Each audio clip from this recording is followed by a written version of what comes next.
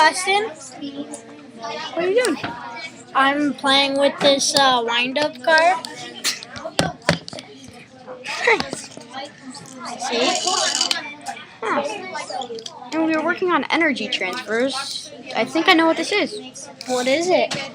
Well, it is, inside here is actually a spring for when you wind it up.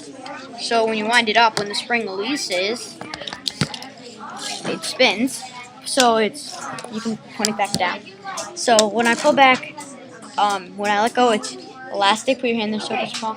And then from elastic, it goes to motion, and it does have a byproduct of sound.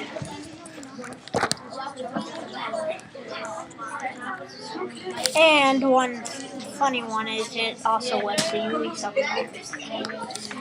We forgot to put